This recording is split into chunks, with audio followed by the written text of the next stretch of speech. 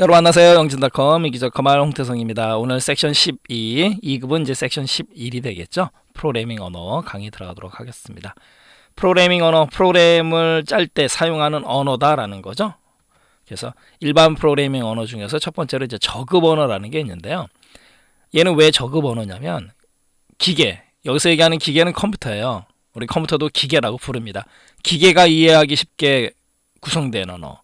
처리 속도가 빠르다. 당연히 번역이 필요가 없기 때문에 처리 속도가 빠른 거고요. 저급 언어라고 부르는 거예요. 그래서 우리 사람 위주가 아니고 기계 위주다라는 거죠. 그래서 기계어라는 게 있어요. 기계어, 머신 랭귀지. 기계어는요, 컴퓨터가 직접 이해할 수 있는 가장 기초적인 언어. 0과 1로 구성이 되어 있어요. 0과 1의 이진수 형태를 갖는다. 그리고 더 문제는 기종에 따라 다르다는 거죠. 그리고 기계어는 번역이 필요 없어요. 그러니까 어떻게 된다? 당연히 수행 속도가 빠르죠. 그게 기계어고. 그럼 너무 어렵잖아요. 0과 1로 구성이 되어 있고 기종마다 다르고. 그러니까 그 기계어와 1대1로 기호화한 언어. 그걸 어셈블리어라 그래요. 어셈블리가 무슨 뜻이 있냐면 모으다, 조립하다 이런 뜻이 있잖아요. 그래서 어셈블리어는 기계어와 1대1로 기호화한 언어. 이렇게 알아두셔야 되고요. 그 다음에 기호화했다라는 건 뭐냐면 그 기호로 인해서 연상되기 쉽게끔 만들어놨다. 그래서 니모닉 언어라고도 해요. 니모닉의 사전적인 의미가 이렇게 연상되는, 기억하기 쉬운 그런 뜻이 있거든요. 그리고 어셈블리어는 어셈블러라는 언어 번역기에 의해서 번역이 됩니다. 쉽죠? 어셈블리어는 어셈블러, 그죠? 어셈블러, 세미블러, 그죠? 어셈블러. 그리고 하드웨어 관련 시스템 프로그램 작성할 때 사용이 돼요. 그래서 기계와 어셈블리어는 저급 언어이다. 우리 1세대 기어 다닌다, 기어 이렇게 말씀드렸잖아요. 기계 어셈블리어 1세대 때.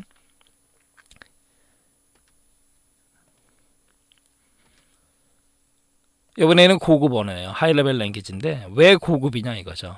인간 중심의 언어이기 때문에 그렇다라는 거죠. 근데 얘는요, 기계어로 번역을 해줘야 돼요. 번역이라는 과정을 거쳐야 됩니다. 그러니까 기계어보다, 어셈블리어보다 처리 속도는 느리다라는 거죠.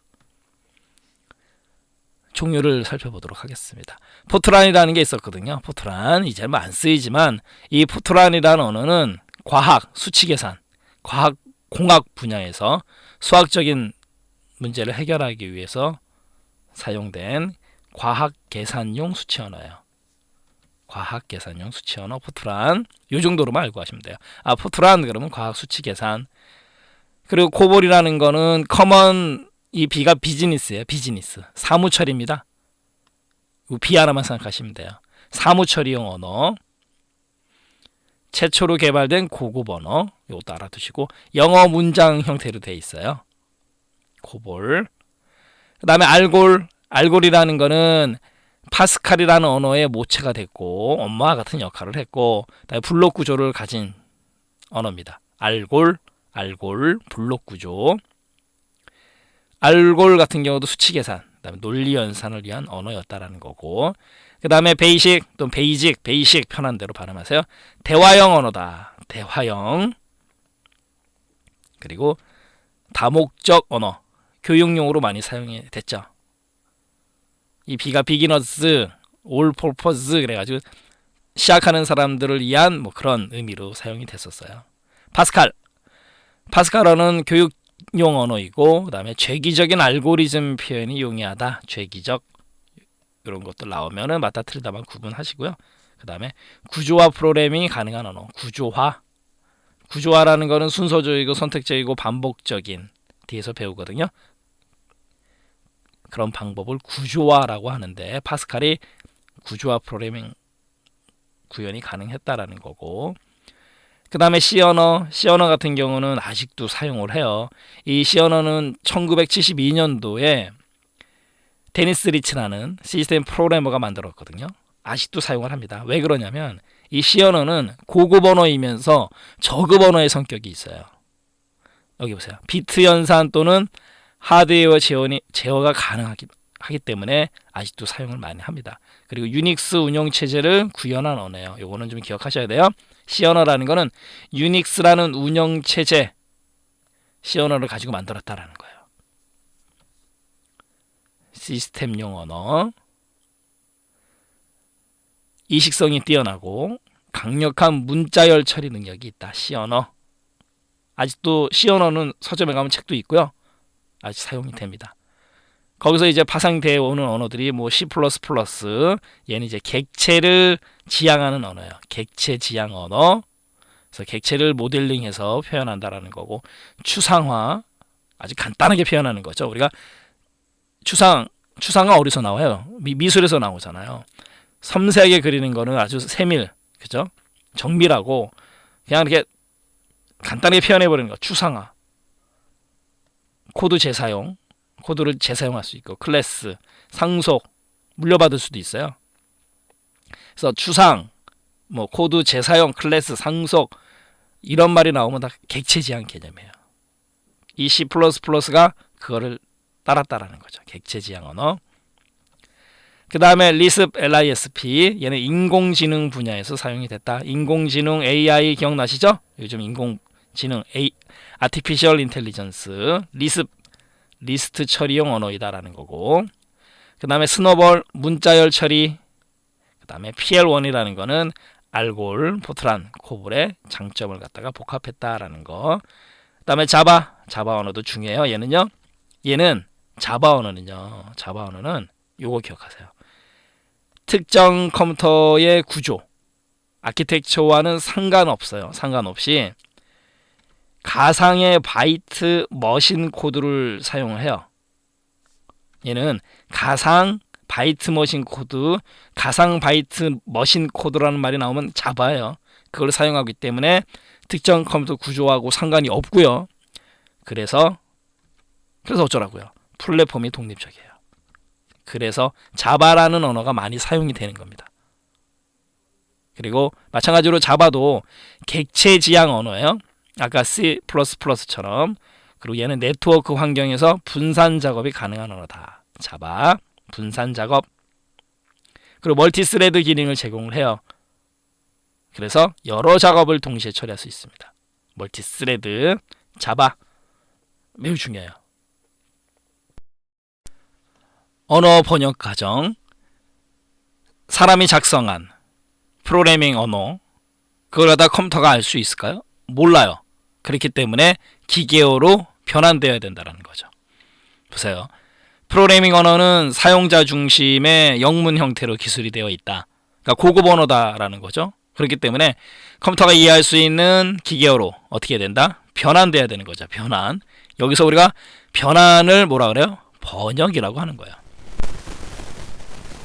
언어 번역 과정 중요하죠. 사용자가 프로그래밍 언어를 가지고 프로그램을 작성을 했어요. 그거를 우리가 뭐라 그러냐? 원시 프로그램이라고 합니다. 원시 프로그램. 영어로 소스 프로그램이라고 그래요. 우리가 소스 공개한다 그러잖아요. 원시 프로그램. 사용자가 프로그래밍 언어로 작성한 프로그램, 바로 이 부분 원시 프로그램이라고 하고요. 그 다음에 번역을 해줘요. 번역, 컴파일. 번역을 통해서 목적 프로그램이 만들어지는 거예요. 목적 프로그램, 오브젝트 프로그램이라고 하거든요. 오브젝트 프로그램. 언어 번역 프로그램에 의해서 기계어로 번역된 상태, 그게 바로 목적 프로그램이에요. 번역, 컴파일이라고 하는데, 지난 시간에 제가 말씀드린 거 있잖아요. 컴파일러는 번역, 인터프리터는 통역관, 어셈블러는 이제 어셈블리 언어를 번역해 주는 거. 그러면 이제 배워야 돼요. 인터프리터, 통역관, 얘도 이제 번역의 개념인데, 얘는 이제 인터프리터는 통역관으로 우리가 이제 이해를 하는 거예요. 어셈블러도 번역기, 어셈블리 언어를 번역해 주는 거예요. 기계어로. 그 다음에 컴파일러, 고급 프로그래밍을 기계어로 바꿔주는 역할을 합니다. 얘네들을 우리가 뭐라 그러느냐? 언어 번역 프로그램의 종류라고 하는 거예요. 언어 번역기입니다. 그래서 특정 프로그래밍 언어로 작성된 내용을 컴퓨터가 이해할 수 있는 기계어로 바꿔준다. 이미 알고 있는 거고. 그 다음에 이제 여기 기계어로 번역이 된 거잖아요. 사용자가 작성한 원시 프로그램을 번역이라는 과정을 통해서 목적 프로그램 기계어로 번역이 됐어요. 그럼 이게 끝이 아닙니다. 뭘 해야 되냐면 링커라는 거, LINK, 링크, 연결하다라는 뜻이 있잖아요. 링커라는 거는 연계해서 편집해주는 역할을 해요. 그래서 링커를 연계 편집기 이렇게 번역을 합니다. 그냥 번역 안 하고 링커라고 하고요. 링커에 의해서 연계 편집이 이루어져요. 그러면 로드 모듈이라는 게 생깁니다. 로드라는 건 LOAD 적재라는 뜻이고 모듈 이렇게 한 묶음이잖아요. 이 로드 모듈은 실행 가능한 상태예요. 실행 가능한 상태를 뭐라 그런다? 로드 모듈 중요합니다. 로드 모듈 실행 가능한 상태. 여기 보세요. 로드 모듈 실행 가능한 상태로 만들어진 로드 모듈은 실행 가능한 상태예요. 누가 만들었어요? 링커 연계 편집기에 의해서. 자, 링커 보세요. 목적 프로그램을 실행 가능한 프로그램으로 만드는 역할을 하는 누구? 링커. 그러니까 연계 편집 과정을 통해서 연계 편집기 됐네요. 그 다음에 얘를 실어버리는 거예요. 로더. LOAD야 로더 실어버리는 거 아니겠습니까? 로더에 의해서. 그러면 실행 결과가 되는 거예요. 결과적으로 실행이 끝난다라는 거죠. 그래서 로더 적재시키는 건데 로드 모듈 프로그램을 주기억 장치로 옮겨주는, 그러니까 실어버리는 거죠. 로더. 그 다음에 할당 얼로케이션, 연결, 릴로케이션 재배치, 로딩, 이게 로더의 기능이거든요. 그래서 예전에 시험 문제, 정보 처리 계열에서는 시험 문제 단골 손님이었었어요. 우리 커말도 모르는 거죠. 또 나올 수 있죠. 할당, 연결, 재배치, 적재, 이런 네 가지 로더의 네 가지 기능. 활, 연, 재, 적 이렇게 알아두시면 돼요. 활을 연결해서 제대로 적중시킨다 쏘는데 그렇게 또 알아두시면 되죠. 할당, 연결, 재배치, 적재, 로더의 기능. 그래서 언어 번역 과정 중요합니다. 원시 프로그램, 목적 프로그램 그 사이에 번역이 있는 거고, 실행 가능한 상태 링커가 만들어주는 거예요. 그리고 로더에 의해서 주기억 장치의 적재가 됨으로 해서 이제 실행 결과가 마지막으로 된다는 거죠. 이제 언어 번역 프로그램 좀 자세히 알아보도록 하겠습니다. 컴파일러 먼저. 컴파일러라는 거는요, 보세요. 아까 포트란, 수치, 과학 언어, 코볼, 사무 언어, PL1, 파스칼, C 언어 이런 언어들을 번역해 주는 애예요. 컴파일러는. 얘는 전체를 한 번에 번역합니다. 전체를 한 번에 번역. 자, 제가요 인터프리터가 통역이라고 말씀드렸잖아요. 왜 그러냐면 보세요. 번역이라는 거는, 컴파일러는 번역기인데, 우리 번역은 예를 들어서 A4 용지에 영어 원수로, 그러니까 원서요. 영어 원서가 딱 돼 있어요. 그러면 A4 용지 데이터 가정하고요. 한 번에 보고 쫙 번역을 하잖아요. 맞죠? 실행 속도 빠르고, 실행 속도가 빠른 거예요. 실행 속도. 그 다음에 목적 프로그램을 생성합니다. 이거 조심하셔야 될 거 이제 여기서요. 목적 프로그램을 생성해요. 목적 프로그램을 생성합니다. 컴파일러는요. 아니 그러면 생성 안 하는 것도 있어요? 네, 있어요. 목적 프로그램을 생성함. 컴파일러는 뭐가 안 하느냐? 인터프리터는요 목적 프로그램 생성을 하지 않아요. 여기요. 가장 큰 차이점이에요. 컴파일러, 인터프리터인데 컴파일러는 목적 프로그램을 생성하고 인터프리터는 목적 프로그램을 생성하지 않아요. 그래서 다시 뒤로 좀 넘어가겠습니다. 여기에 번역이라고 하고 컴파일이라고 써놓은 거예요.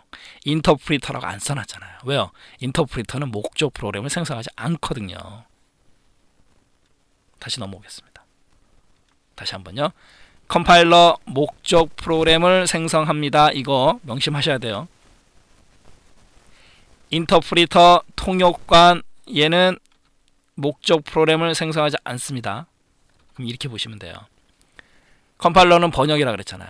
번역을 하면 한글로 번역을 했어요. 그러면은 한글로 번역된 결과가 남아있을 거 아니에요. 그러니까 목적 프로그램이 생성됐다 이렇게 생각하시면 되고, 인터프리터는 제가 통역관이라 그랬잖아요. 통역하잖아요. 옆에서 통역하니까 그 자리에 남는 건 없잖아요. 목적 프로그램 생성하지 않잖아요. 물론 나중에 기록을 할 수 있지만요.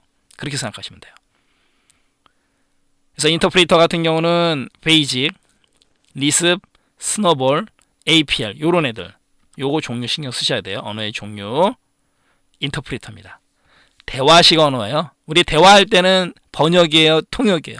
통역이잖아요. 그래서 인터프리터 제가 통역관이라고 계속 아름아름 머릿속에 넣어드린 거예요. 그래서 대화식 언어로 작성된 프로그램을 필요할 때마다 매번 기계어로, 여기도 이제 원래 통역이라고 하면 좋은데 번역이라고도 해요. 번역해서 실행하는 프로그램이다. 그게 인터프리터예요. 얘는요 행단위로 번역합니다. 당연히 행단위죠. 우리 대화할 때 한 구절 한 구절 통역해 줘야 되잖아요. 그리고 얘는 실행 속도는 느려요. 실행 속도예요. 이제 어셈블러 가겠습니다. 어셈블러라는 거는 어셈블리 언어, 기계와 1대1로 기호화한 언어, 니모닉 언어, 어셈블리 언어를 기계어로 번역한다. 외우기도 쉬워요. 어셈블리어, 어셈블러. 그죠? 이게 바로 언어 번역 프로그램의 종류예요. 컴파일러, 인터프리터 차이점. 자, 다시 한번 보겠습니다. 시험 문제 나온 적이 있으니까. 컴파일러 같은 경우는 목적 프로그램을 생성한다 안 한다. 생성한다. 이거 반드시 명심, 또 명심. 인터프리터 같은 경우는 목적 프로그램 생성하지 않아요. 조심하시고, 그 다음에 컴파일러는 실행 속도, 아까 목적 프로그램이 생성됨으로 실행 속도가 빠르다. 이것도 명심하셔야 되고, 인터프리터는 실행 속도가 느려요. 실행 속도입니다. 실행 속도. 네, 됐고. 그 다음에 컴파일러는 번역할 때 프로그램 전체를 한 번에 번역하고요. 인터프리터는 통역이니까 행 단위로 번역, 통역한다 이렇게 생각하시면 돼요.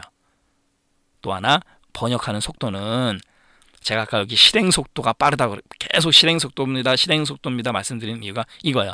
번역하는 속도는 전체를 번역하니까 느리죠. 근데 인터프리터는요 그냥 대화한 거 한 줄 한 줄 빨리빨리 통역하니까 행단위 번역이니까 빠름이죠. 번역 속도입니다. 이거 조심하셔야 돼요. 실행 속도 아니에요. 네. 컴파일러는 이제 포트란, 코볼, PL1, 파스칼, C 언어 이런 것들이 있는 거고, 인터프리터는 얘네들을 외워두시는 게 편하실 거예요. 베이직, 리습, 스노볼, APL 이런 것들이 있다라는 거죠. 이게 바로 컴파일러 언어와 인터프리터, 컴파일러와 인터프리터의 차이점이에요. 목적 프로그램 생성, 실행 속도, 컴파일러가 빠르다 이런 것들 절대 혼돈하시면 안 됩니다. 프로그래밍 작성 기법 가겠습니다. 첫 번째로 구조적인 프로그래밍 기법인데요. 구조적이라는 건 뭐냐면 하나의 입력과 하나의 출력을 갖는 구조. 그러니까 입력과 출력이 하나다라는 거예요. 그게 바로 구조적인 프로그래밍 기법이고, 하나의 출력, 하나의 입력. 그리고 고투문을 쓰지 말자. 고투문이 어떤 명령어냐면 어디로 가라, 갔다가 저기로 가라 이렇게 왔다리 갔다리 시키는 명령어인데 얘를 쓰지 말자. 왜냐하면 얘를 쓰게 되면 구조적인 구조가 깨진다라는 거죠. 그래서 고투문을 사용하지 않는 기법이에요. 고투리스, GOTOLESS, 고투리스 이렇게도 얘기합니다. 순서적이고 선택적이고 반복적인 세 가지 논리 구조를 가져요. 순서적인 거, 순서대로 가는 거죠. 그러다 보면 선택할 길이 있죠. yes, no. 그리고 반복해야 되는 경우가 있단 말이죠. 그래서 순서적이고 선택적이고 반복적인 논리 구조를 사용하는 게 바로 구조적인 프로그래밍 기법이고, 블록 구조의 형태, 그러니까 서브루틴이죠. 기능별로 서브루틴 작성이 가능하다라는 거죠. 블록 구조라는 건 뭐냐면 처리를 할 때 순서적으로 다 가면서 뭐예요? 서브루틴 어디로 뛰었다가 다시 올 수도 있다라는 거죠. 고투문이 없는 대신에 서브루틴 작성이 가능하다라는 거 바로 구조적인 프로그래밍 기법이에요. 그리고 이번에는 하향식인데 하향식이라는 거는 무조건 아래로 내려가는 거예요. 상위에서 하위 모듈로 작성해 나가는 기법입니다. 그러다 보니까 문제가 뭐냐면 무조건 아래로 내려가니까 오류가 발생했어요.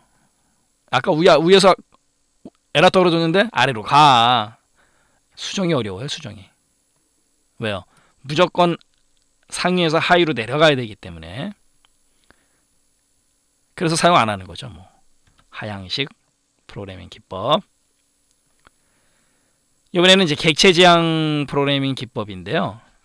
객체지향 프로그래밍 언어를 우리가 오브젝트의 O, 오리엔티드 그럼 지향이잖아요. 오리엔티드의 O, 프로그래밍의 P, OOP, 오리엔티드 오브젝트 오리엔티드 프로그래밍, OOP 이렇게 얘기해요. 객체지향 프로그래밍. 얘는 데이터 구조의 데이터형, 타입과 프로그래머, 그러니까 유저들이 사용할 수 있는 사용하는 함수까지 정의할 수 있는 프로그래밍 기법이에요. 객체지향. 객체지향 언어에는 C++, 액터, 스몰토크, 그다음에 자바 등이 있어요. 이런 거는 시험 문제에서 맞다 틀리다 나오니까 좀 암기해 두셔야 되겠죠. 태어날 때부터 얘네는 객체지향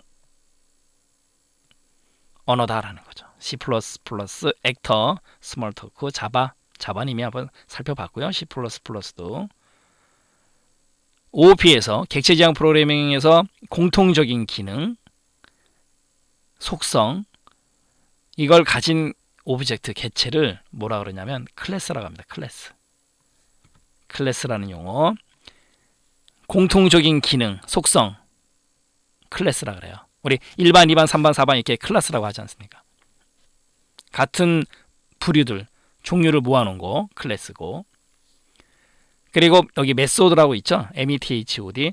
메소드가 무슨 뜻이 있냐면 방법이란 뜻이 있어요. 메소드의 사전적인 의미가 방법입니다. 얘는 객체가 수행하는 실제 기능을 기술한 코드예요. 기능을 기술한 거. 그러니까 뭘 어떻게 해야 될지. 그러니까 방법이죠. 메소드라고 그러는 거예요. 그래서 클래스, 메소드 이런 애들은 이런 용어는 다 객체지향 용어예요. 그런 메소드를 상속, 물려줄 수도 있어요. 그리고 재사용할 수도 있습니다. 그래서 객체지향이라는 거예요. 상속, 재사용 이것도 다 객체지향 용어입니다. 그리고 시스템 확장성이 높다라는 거죠. 그래서 저희 교재 2단 쪽에 추상화, 캡슐화, 정보 은폐, 다형성 이런 것들이 전부 다 객체지향 용어들이에요. 마지막으로 프로퍼티라는 것도 있습니다. 프로퍼티는 얘는 사전적인 의미 속성이란 뜻이에요. 속성. 프로퍼티가. 그래서 객체의 고유 성질이나 속성을 프로퍼티라고 합니다. 그냥 사전적인 의미 그대로예요. 프로퍼티. 객체지향 프로그래밍. 그래서 시험 문제 다음 중 객체지향 프로그래밍의 특징이 아닌 것은 캡슐화, 추상화, 정보 은폐, 다형성 이런 거 다 넣어놓는다고요. 그래놓고 아닌 거 구조화. 구조화는 객체지향하고는 아니에요. 구조화는 여기잖아요. 구조적인 거. 객체지향 프로그래밍은 구조화 아니오시다라는 거 시험 문제 나오면 꼭 맞히시고요. 이번에 이제 비주얼 프로그래밍 기법. 비주얼은 뭐예요? 눈에 보인다라는 거잖아요. 그러니까 GUI 그래픽 환경에서 GUI 환경에서 사용하는 언어예요. 당연히 아이콘, 마우스를 이용해 가지고 대화 형식으로 프로그래밍 하겠다라는 거죠. 그러니까 베이직 같은 경우는 비주얼 베이직 아직 사용을 하고 있는 거죠. 그다음 파스칼 같은 경우는 델파이, C++는 비주얼 C++, C 언어는 파워빌더라는 언어로 계승이 됐다라는 거 맞다 틀리다만 구분 잘 하시고요. 웹 프로그래밍 언어 가겠습니다. 웹이라는 거 WEB 웹이라는 사전적인 의미는 거미줄이라는 뜻이 있지 않습니까? 그래서 WWW 이제 우리가 인터넷 배울 때 배울 건데요. 월드와이드 웹의 약자 아니겠습니까? 월드와이드 전 세계라는 뜻이고 앱 WEB 전 세계 모든 컴퓨터를 거미줄로 연결시켜 놨다 그런 개념에서 앱이라는 거는 인터넷을 뜻한다라는 거죠. 그러니까 웹 프로그래밍 언어 인터넷 언어다라는 거예요. 첫 번째로 HTML, 요즘은 HTML5라고 불러요. 중요합니다. 하이퍼텍스트 마크업 랭귀지의 약자고요. 얘는 여기 있네요. 월드와이드 웹의 홈페이지를 작성하는 데 사용하는 언어예요. 사용되는 생성 언어. 그래서 문자뿐만 아니고 화상이라든가 음성, 영상을 포함하는 페이지 만들 수 있다라는 거죠.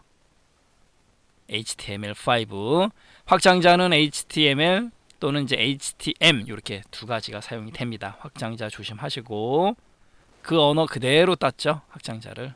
그래서 월드와이드에서 홈페이지 작성할 때 사용하는 언어 HTML.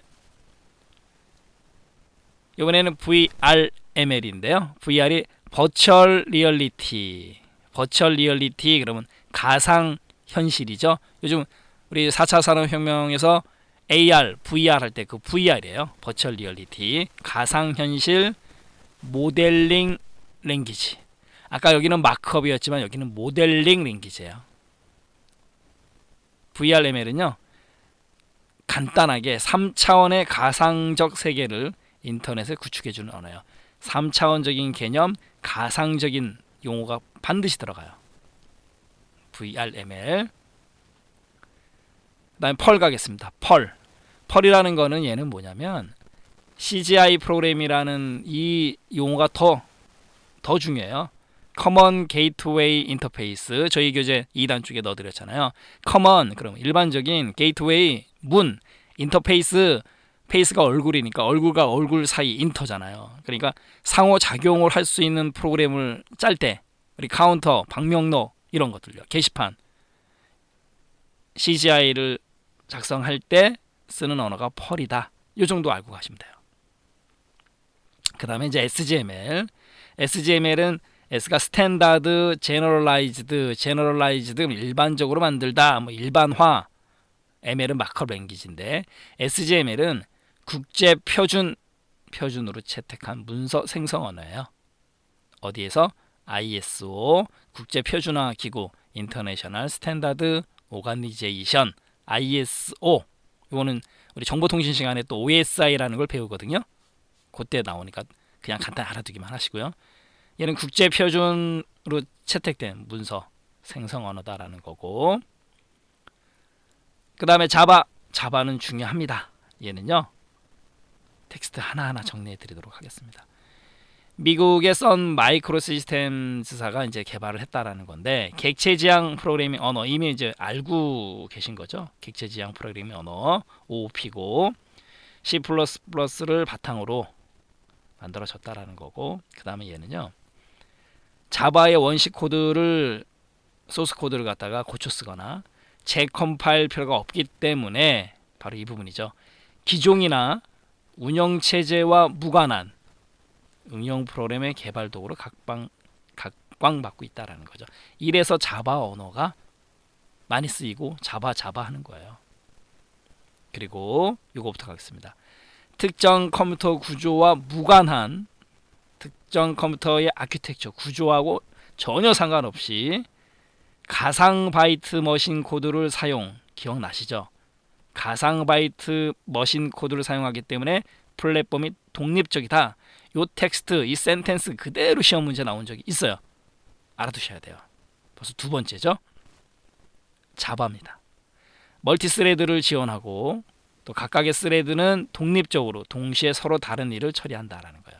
그러니까 동시에 다른 일을 처리하는 거 멀티스레드예요. 바이트 머신 코드를 생성한다. 여기 가상 머신 코드. 그래서 바이트 머신 코드예요. 비트가 아니고 이런 건 좀 조심하시고요. 이게 자바입니다. 자바는 정확하게 알고 계셔야 돼요. 중요합니다.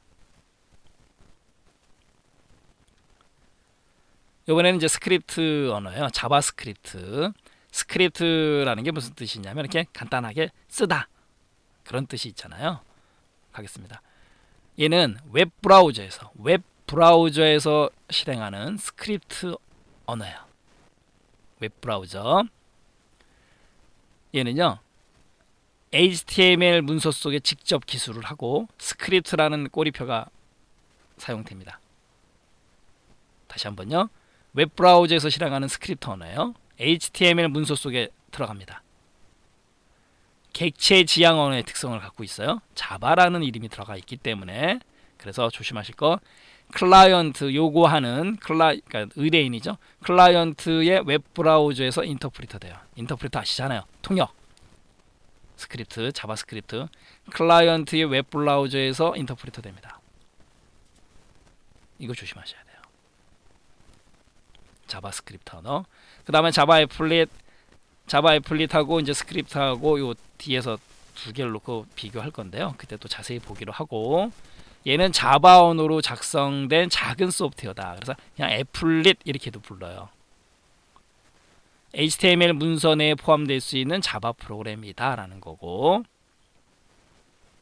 얘는요 크기가 작기 때문에 네트워크에서의 전송에 적합하고 월드와이드 웹을 이용해서 배포할 수도 있다라는 거. 잠시 후에 두 개 비교해서 다시 한번 정리하도록 하겠습니다. 그 다음에 XML, X는 extensible 그럼 확장할 수 있는 이런 뜻이거든요.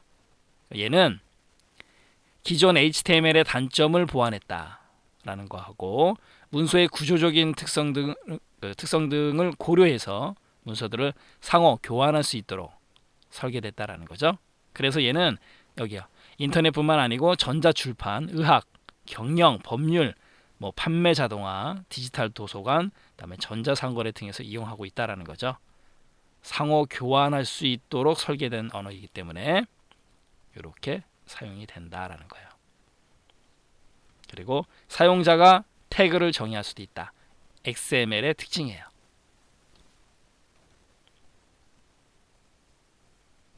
ASP 가겠습니다. ASP 같은 경우는 조심하실 게, 액티브라는 거는 활성화된다, 실행된다 이렇게 생각하시고요. 서버에서 실행이 되는 거예요. 그래서 액티브 서버 페이지의 약자입니다. ASP. ASP는 윈도우즈 환경에서 실행이 돼요.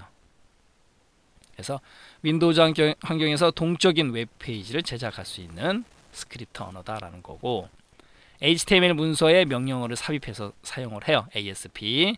그 다음에 얘는 조심하실 게, 자바스크립트와는 달리 보세요. 아까 액티브 서버라 그랬죠? 액티브 서버 측에서 실행이 돼요.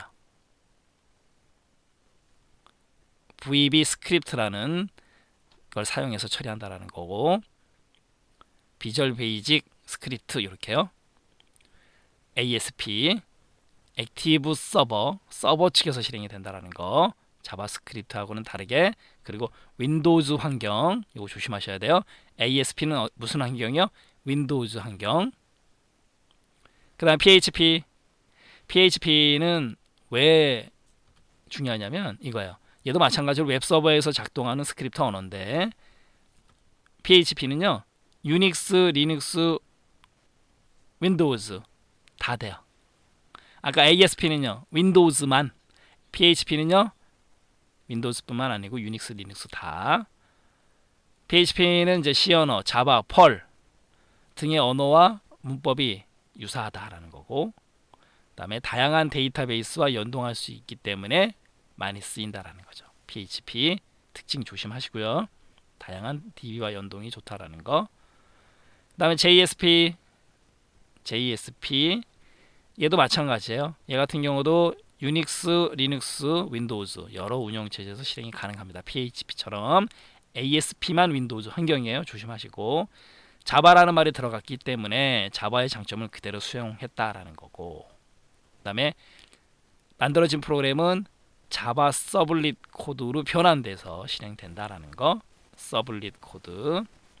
얘도 마찬가지로 ASP, PH와 동일하게 웹서버에서 작동하는 스크립트 언어이다라는 거죠.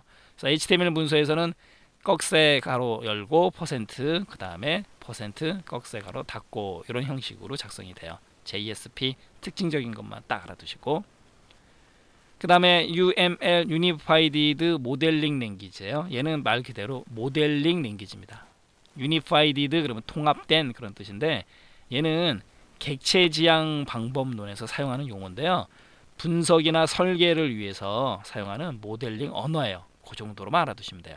UML. 네, 오늘 마지막으로 자바스크립트하고 이제 애플릿을 좀 비교하겠습니다. 스크립트라는 거는 아까 스크립트가 제가 이렇게 간단하게 쓰다 뭐 이런 뜻이 있다 그랬잖아요. 그러니까 컴파일이 필요 없어요. 컴파일이 불필요하다라는 거고, 자바 애플릿은 작은 자바 프로그램이잖아요. 그래서 컴파일이 필요합니다. 스크립트는 클라이언트의 웹 브라우저에서 인터프리트가 돼요. 아까 했었잖아요. 그리고 자바 애플릿은 서버에서 컴파일 되고요. 클라이언트에서 인터프리트 돼요. 얘는 서버에서 컴파일 되는 거 요거 하나 조심하시고, 자바스크립트는 객체 지향 언어 특성이 있고 스크립트도 마찬가지예요. 애플릿도 공통점이죠. 얘는 객체 지향 언어의 특성은, 스크립트 같은 경우는 HTML 문서 안에 기술하는 거고, 자바 애플릿은 애플릿 파일이 따로 존재합니다. 이렇게. 그리고 얘 역시도 작은 자바 프로그램이기 때문에 컴파일이 필요한 거고, 그러므로 인해서 변수형을 미리 선언해 줘야 돼요. 하지만 스크립트 같은 경우는 변수형을 미리 선언할 필요가 없다. 이런 거 조심하셔야 되겠죠. 네, 이렇게 해서 우리 프로그래밍 언어 섹션 마치도록 하겠습니다.